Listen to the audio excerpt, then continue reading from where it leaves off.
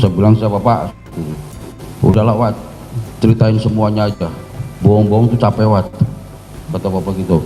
Kamu siap aja di penjara. Waktu itu saya menangis. Kenapa menangis? Lah siap di penjara kata Bapak gitu. Oke. Terus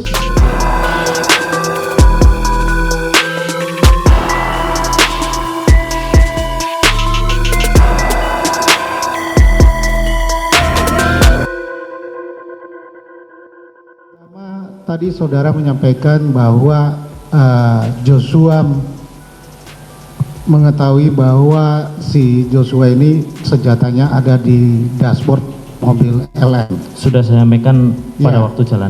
Pernah. Pada saat dari Saguling ke Duren 3, tadi saudara juga menyampaikan Joshua membuka dashboard. Iya Pak. Saudara lihat nggak si Joshua ini ambil senjatanya kembali? Kalau melihat ambil senjatanya saya tidak lihat Pak. Tapi dia tahu senjata itu ada di situ ya. Dari awal Magelang Pak, saya sudah sampaikan kalau senjata itu ada di dashboard. Seharusnya dia juga sudah tahu kalau senjatanya ada di dashboard. Tapi dia sudah buka itu ya. Ya, baik. Iya Pak. Pada saat kejadian di Duren 3, tadi keterangan saudara Richard itu terdakwa FS ini mencekik Joshua. Saudara lihat nggak itu? Tidak Pak. Tidak ada dicekik itu. Saya tidak melihat. Oke. Tadi saudara juga menyampaikan bahwa waktu di lantai 2 rumah Magelang, saudara menemani Joshua ketemu Ibu Putri. Iya Pak. Ibu Putri. Siap. Baik. Benar tadi saudara menyampaikan tidak mendengar apapun di situ. Itu jaraknya dekat, saya udah dari sana. Iya Pak, saya tidak Tidak dengar sama sekali. tidak Pak. Baik. Waktu prarekonstruksi tadi saudara juga menjelaskan bahwa di sana ada penyidik ya. Saudara sudah komplain penyidik siapa tadi namanya? Di Baris Krim. Ya, Seingat saya Kompol John Pak. Kompol John. Itu waktu prarekonstruksi itu tadi kan saudara juga sudah jelaskan tidak ada PH yang mendampingi. Saya tidak ada Pak. Richard ada PH. Sepenglihatan saya ada. Apakah saat itu saudara disuruh mengikuti prarekonstruksi berdasarkan kronologis dari mana? Dari saudara didengar, dari Kuat atau dari Richard ini atau dari Romer? Yang jelas waktu itu saya komplain tentang yang BAP-nya yang diperagakan Richard itu kan dia bilangnya nembaknya di situ Pak. Iya. Saya komplain karena di BAP saya bilangnya Richard nembaknya maju. Begitu Pak. Jadi pada saat kejadian itu Richard nembak sambil maju. Sepenglihatan saya seperti itu Pak. Baik. Saksi Kuat Maruf mengaku menangis saat ditelepon Ferdi Sambo sebelum dirinya ditetapkan jadi tersangka. Kuat Maruf menerima telepon dari Ferdi Sambo saat diperiksa penyidik terkait kasus pembunuhan berencana Brigadir J. Kuat menambahkan, ex-Kadif Propam itu meminta Kuat Maruf menceritakan semua peristiwa yang diketahuinya selama di Magelang. Selain itu, Ferdi Sambo meminta Kuat bersiap untuk dipenjara. Mendengar pernyataan tersebut, Kuat pun mengatakan dirinya menangis. Arman Hanis pun menanyakan alasan Kuat menangis. Ini nasib saudara juga supaya menjelaskan yang sebenar-benarnya ya.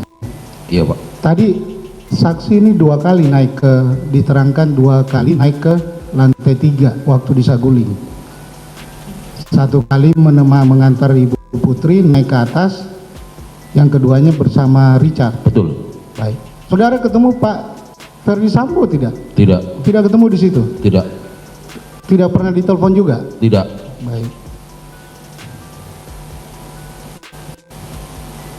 Ini sama pertanyaan saya waktu prarekonstruksi. Saya minta saudara menjelaskan apa yang saudara alami pada saat prarekonstruksi seperti yang tadi Ricky jelaskan.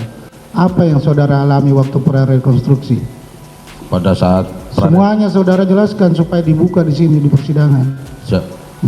pada saat rekonstruksi di PAP kan saya nggak pernah ditanyakan pisau itu ada di mana. Yang saya jawab kan saya kasihkan Yogi. Tapi pada saat prarekon saya suruh dipegang tas yang ada pisau, ada isi pisaunya. Waktu itu yang namanya Kompol Adit. Nah, terus? Saya bilang, Pak, emang saya kalungan tas waktu itu. Udah pakai dulu aja. Pak, CCTV-nya mana? Saya lihat dulu. Karena saya nggak yakin, saya bilang gitu. Udah pakai ada. Gitu. Terus waktu itu kan saya dibilang bohong karena posisi saya waktu seingat saya pada saat penembakan, saya itu pegangan meja kompor. Tapi pada saat itu keterangan Romer masuk katanya saya di dekat kaca. Saya dibilang kamu bohong-bohong terus digituin. Ya, terus apalagi yang saudara alami? Itu aja waktu. Ada nggak tekanan-tekanan dari penyidik pada saat itu mengikuti skenario? Waktu penyidikan? Enggak, pada saat prarekonstruksi. Hanya itu saya yang dikomplain itu. Itu saja. Waktu penyidikan ada nggak kamu diancam? Diancam tidak ada, cuma waktu saat penembakan, pokoknya setelah di Jakarta, kalau saya tidak sesuai dengan apa yang Richard tahu, pakai sarung tangan lah, menembak begini, saya dipaksa-paksa itu. Masa kamu nggak lihat Richard yang lihat selalu begitu? Saudara sudah jadi tersangka tidak Pak itu? Sudah. Masih ditekan seperti itu? Betul.